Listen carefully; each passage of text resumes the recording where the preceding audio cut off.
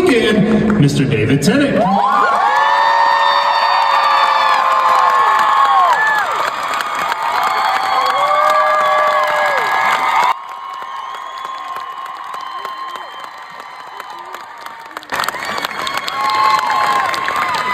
David Tennant is my 40th birthday present. Did you realize? I thought we were keeping that secret. Thanks. So yeah, I think they're excited to see you here. I shouldn't put my feet on the chair, should I? That's very badly put. Do it! I feel like if we take our shoes off, it'll be okay. We can Take my shoes. I've got really nice socks. Do you want to see my really? These were Christmas socks. Are those? I had many outings. Are they prawns? I thought they are prawns. I thought they were croissant, but actually Are those? I had many outings. Are they prawns? I thought they are prawns. I thought they were croissant, but actually this is the content you came to. This is the content you came to Kansas City. This is what we're at. Come on! All right, well, let's get to it, guys. Here's how it's going to work. This is a Q&A. Why theater? What drew you to it? Oh, originally you just leave drama school and you want to get a job. You don't really care where it is. You just the bit over when Claudius is praying and Hamlet finds him praying, and he nearly kills him and he goes, "Now might I do it, Pat?" Now he's praying. Now might I do it, Pat? When I did it, Claudius was played by Patrick Stewart, so that took on an extra. Now might I do it, Pat? Pat, you listening? So yes, that's the one I did when I was 17. Didn't know what I was doing. That is such a choice. It is a weird choice, yeah. I did not get into drama school straight away. It should be pointed out. One of my best friends got in with To Be or Not to Be. Well, that's a bold swing. Yeah. But yeah, no, I did, yeah. And that's the thing at drama school, you kind of, I did a speech from Hamlet and a speech from Death of a Salesman, playing a sort of 65-year-old man. I didn't know what was in my head. I was 17 years old, I didn't know what I was doing. No wonder they didn't let me in straight away. Good question. Thank you very much. Thank you. Hello, step on up. What's your name? My name's Trey. Hey, Trey. Hello. Other than Doctor Who, what are some of your favorite TV shows? Ooh. To be in or to watch or To watch for other people, and not Michael Sheen TV shows.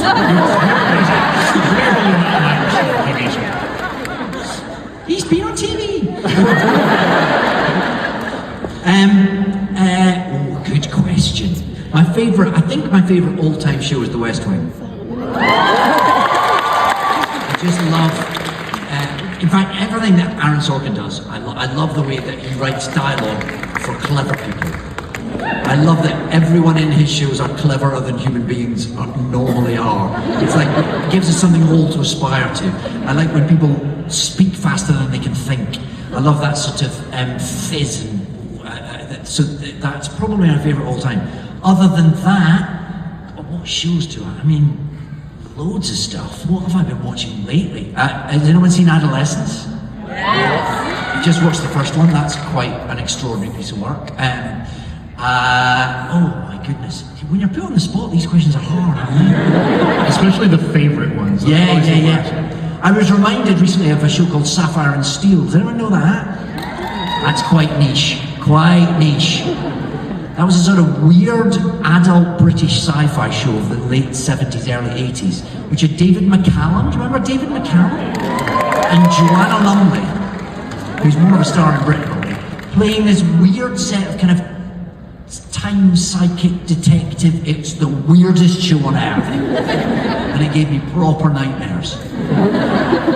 I was reminded of that the other day and I thought, I've got to find that and watch that again. That was quite something. You need another nightmare in your life? Oh, yeah! Well, would it give me nightmares now, or would I just be, would you think? I think so, yeah. If that trauma's already there, I think that, yeah. You think it just tickles it up again? It's gonna come back. Interesting. I might try that. Yeah. Have you seen any of that new show with, what's it called? Oh, House of the Dragon. Have you seen any of that? I saw some early episodes. They had a very fine young actor in it. Some went off later in the series. I don't know why. It just sort of. Yes, my son Ty was in that until he grew up into another actor. Furious. But yes, well, he was very good. It was very good. Good question. Thank you. Thank you. Hello. What is your name? Good afternoon, Mr. Tennant. My name is Kirk. Hi, Kirk. So most people know you from Doctor Who, but I want to talk about Jessica Jones. What was it like to play Kilgrave? Oh, it was great. I mean, when I realised I wasn't going to be painted purple every day, which for a while, when I first got the call and I looked up the character, I thought, oh, that's a long time in makeup. But they dispensed with that quite quickly. In the comic books, this is a Marvel character who in the comic books is entirely purple. He's sort of called the Purple Man. We kind of dispensed with that and just called him Kilgrave in the show. But I didn't tend to wear purple suits. It was great because it was so well written. Actually, it was written very intelligently, very quite seriously. It was quite a dark show, and it was sort of a show about things that superhero shows don't tend to deal with. It was about abuse and consent and some PTSD, and some really quite serious issues, which could have been rather flippant and inappropriate. But because Melissa Rosenberg and her writing team handled it so well. Kristen Ritter as Jessica was so brilliant and so grounded and so just when it came in I was just like, oh, I get to play a Marvel villain, great. But I really got lucky because it was a really considerable piece of work, I think, and I feel very fortunate to have been part of it. Absolutely. Thank you very much. Thank you very much. How great is it that in one weekend you can meet Kilgrave, you can meet Wilson Fisk, you can meet Luke Cage? I mean, only here at Planet this weekend. Yes. Pretty nice. What is your name? Hi, I'm Laura. Hi, Laura. So, as someone who has played the Doctor twice, I Yes. feel like you're an expert in this. Oh, I hope so. If the Doctor could have one F-bomb in the series, what would it be? Yeah, let me hear this.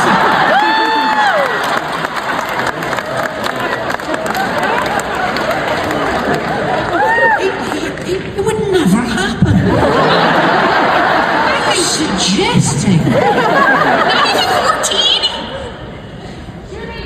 I mean, he's more likely. Do you know the one who got left behind in the parallel universe who isn't quite a Time Lord? He's effing and jeffing all over.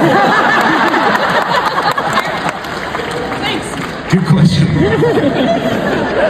I like Laura, that's a good question. Hi. Embarrassed to say that my introduction to Doctor Who was with Christopher Eccleston.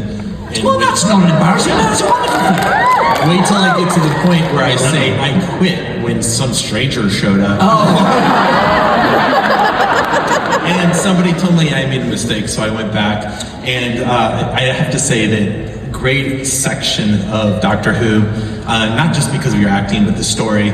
And I'm curious, when did you first notice Bad Wolf? And when were you told the significance of it? Well, that's a good question. Where does it first show up? Well, the Bad Wolf is in the series before I turn up, though, isn't Yes. it? Yeah. So I already knew it was in there. Now, the question I don't really know the answer to, and he never really tells you, is how much Russell T Davies knew where it was going. Because he plants things, and he sprinkles them, and then things come back round again, and you go, how did you... Oh, that's really clever. Like the hand getting chopped off, that then came to sort of be the whole way the universe got saved. I still don't know to this day whether he chopped the hand off because he knew it could do a nice, funny regeneration gag, or whether he was... because then you think, what, if I went through the series and found things that he didn't pick up on again, but you don't notice them, do you? He's clever though, isn't he? He is clever. I think that's been established. I don't think that's something I've just discovered. But coming in as an actor, had you already noticed that, or had he called attention to it, or did it just show up Well, on that episode? Bad Wolf, for instance, was already really pretty established because that whole story arc had kind of felt like it had finished at the end of series 1, but then of course it hadn't, because it kept kind of drifting back through again, and Bad Wolf came to represent Rose really when she was sort of coming back. So a Bad Wolf was already sort of baked in, I guess, and then, but yes, then other things you do, like Vote Saxon. I remember there was a poster went up for Vote Saxon in the back of shows, and I didn't immediately know how relevant that was. So things like that get. I remember when Queen Victoria mentioned Torchwood, things like that. You're going to go, he's plotting something here. Something's coming. And sometimes he'd tell you, and you'd be aware of the sorts of things that were being sprinkled through, and sometimes you'd only notice them retrospectively. But that's always fun. But again, I don't know how much of that was plotted, and how much of that in the middle of the night you went, oh, I can put that in now. I don't know. Thank you. Thank you.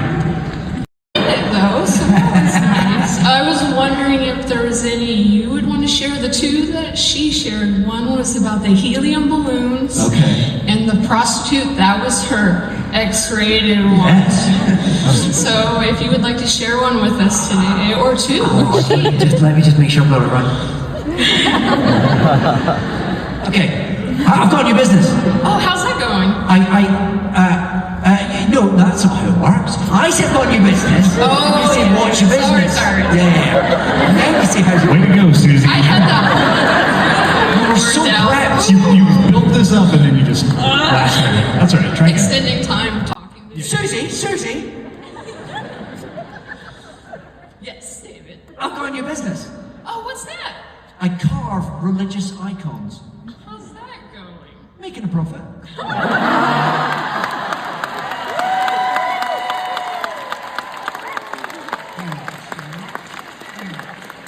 Thank you so much. Thank you, Unless Susie. have a more adult one like she shared. Not in a room full of people with kids of all ages living with us. No. Hello, what is your name? Hi, I'm Ray. Hi, Ray. Nice to meet you.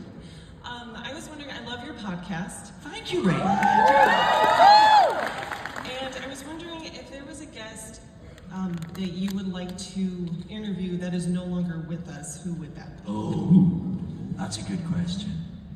I would love to have done Maggie Smith.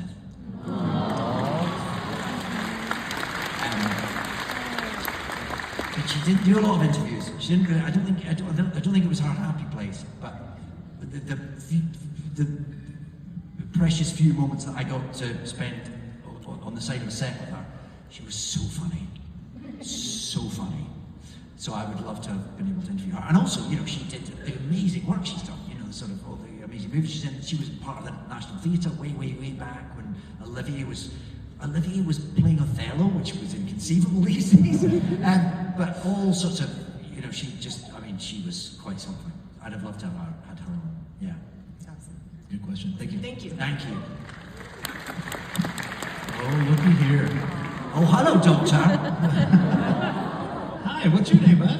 Sebastian. Nice, Sebastian. Do you have a question? Yes. What is it? If you were a villain, which villain would you be? In the Doctor Who universe? Yes. Okay. Oh. Have you got an answer to this? Have you got one you'd want to be? Yes. Who's it? What is it? A Centauran. A Centauran. Yeah, that would be quite fun.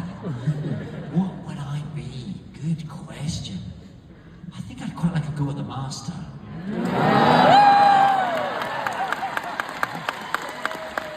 I mean, it would be a bit unprecedented. But if Robert Downey Jr. can be Doctor Doom,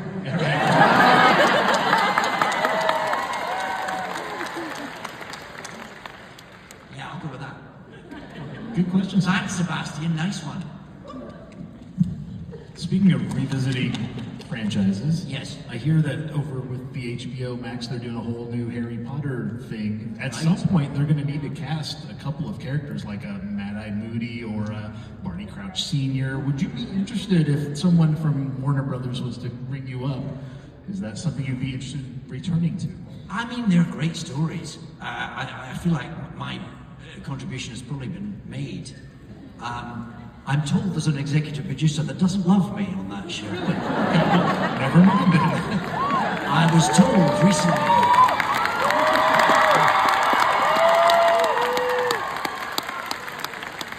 The feeling is not mutual, but that's what I had been informed. So I don't know, probably not. Very good. Hello. Hello. Hello. My name is Brandon. I wanted to, outside of all your acting credits, I've been really impressed with your work as a television presenter, mainly over in the United Kingdom, doing shows Comedy World Cup, all your stints on Comic Relief Red Nose Day, and I know you're doing a new show over there called The Genius Game. Oh yeah. So I just wanted to know what's your favorite game show of all time, and also the presenting work you do does for you that the acting work doesn't. That's a good question. It is a good question. I mean, it's just fun, really. The Genius Game's a bit different, and you'll see when it comes out. I'm not presenting it as such. I'm a sort of Character. yeah, kinda. I'm a sort of I'm kind of in another room, kind of guiding things.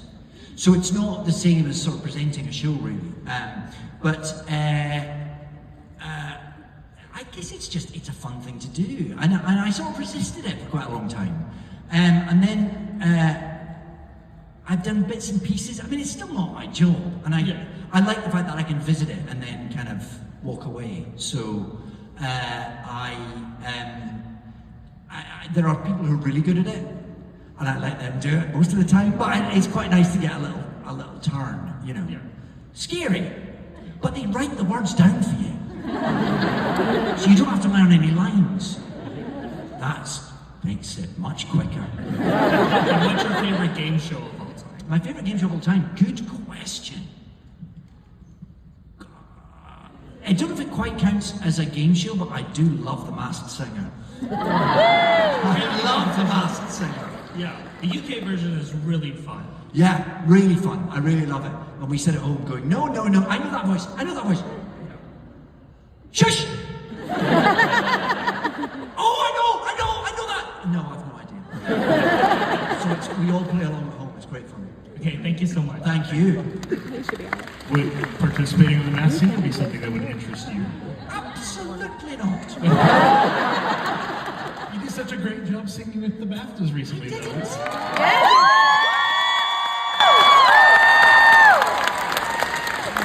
I mean, I had fun.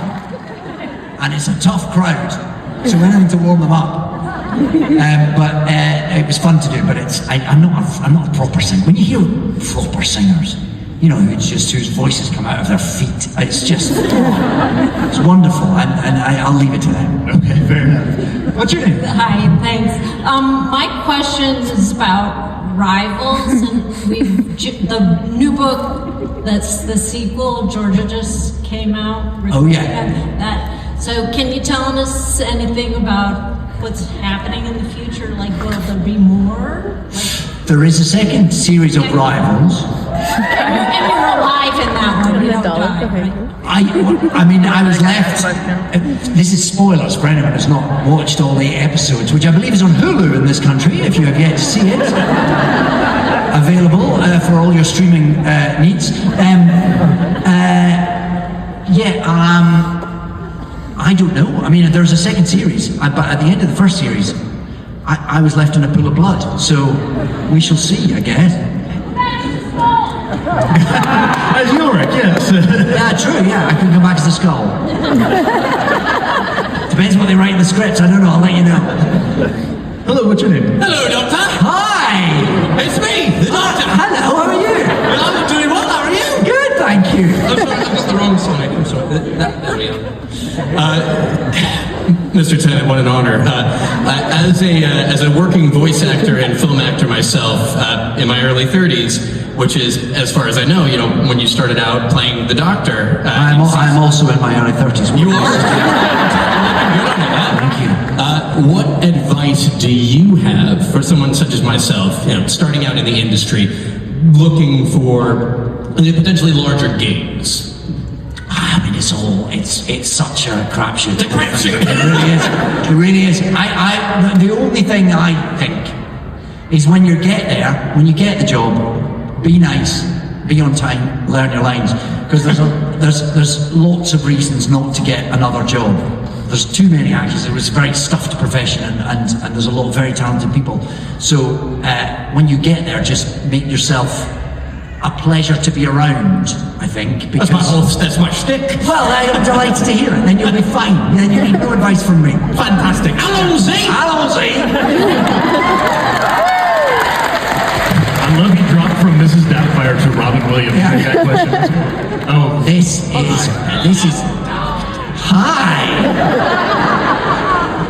We meet again. So we do. Your throat's clear now. did you have a question? I do. You have been saying a lot of different things I have. about how villains aren't quite villains. Yes. Do you think you are a villain? Or I am a villain? Is the doctor a villain? Is that what the Any doctor's of my kind. It's all a matter of perspective, isn't it? I mean, I think everyone thinks they're. Well, maybe they don't. Does everyone think they're doing the right thing? I think there are some folks who know they're not doing the right thing. Right. Who've you got in mind? So we're going to stick to the Charlie Brown rules. We're going to talk about politics, religion, or the Great Pumpkin on the stage.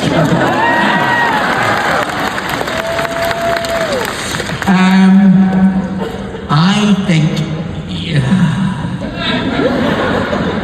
I think you're the villain.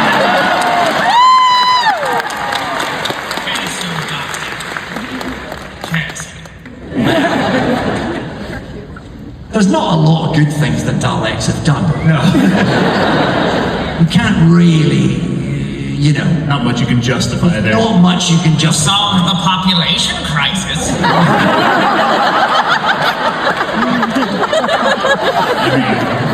Debatable, but okay. Yeah. I'm kind of siding with the Dalek now. I don't know. Oh, Good question, thank you. Bye-bye. I believe we have time for maybe one more, and we can get to be our final question. No pressure. Bring us home. Mr. Tennant, Hi. if you could have any image on a pair of socks, what would it be? Do we have to exclude the prongs right off Yes. the bat? Okay, no problem. Yeah, I wouldn't have bronze. I would have croissant though. I think that's what my socks are missing. Any design on a pair of socks? This is the sort of question you need months to prepare for. Somebody just shouted out Georgia, but that would mean you don't think I've already got socks. I have a pair of socks I don't have. Mine say guess what, and then it points to a chicken butt. It points to a chicken. It says Chicken guess, butt. Guess what? Chicken butt. guess what chicken? Chicken butt. It's chicken. Chicken butt. Welcome to America.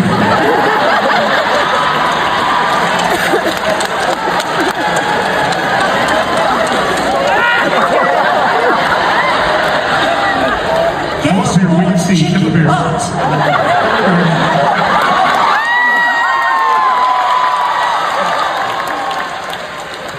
Get the light where we can see. Yes.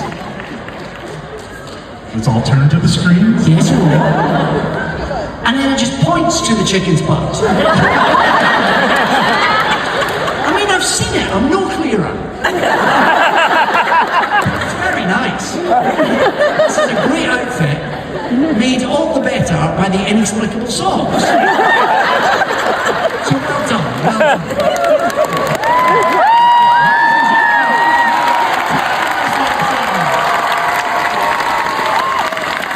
On. Well, thank you guys once again for joining us. Before you leave, we would like to do one last thing. We'd like to get a photo with you. The convention will post that on social media. Just follow Planet Comic Con on all the socials. House lights up. We will have a photographer coming to the stage with a ladder, apparently. Ladder. This will be really interesting. Does everyone study Shakespeare in high school here? Yes. And sometimes that's not always an experience that leaves people with a fondness for the material. Sometimes it can put you off because you sit in a classroom at whatever age, 14, 15, going, I don't care. And so the job, I think, if you're performing Shakespeare, is to, first of all, just understand it and then make it sound like you understand it. And then hopefully, if you understand it and you can make it sound like you understand it, an audience will understand it, and therefore they'll experience it as it was written, as the experiences of a human being that is in front of you. And that's just what you're always trying to do. So I don't think there's a sort of... Because it was red, and I dyed that out, and it's gone a bit of a weird colour. Does it look like a doctor? It also looks like kind of better movie. Yeah, I don't really know why it's this colour, and I don't really know how to get rid of it. I think it's like toner. Yeah. That's what words we use. I don't hate it. I'm living with it. It's fine. It looks like you're trying to do like some kind of zero bell. Oh yeah. Well, thank you. Nice to see you.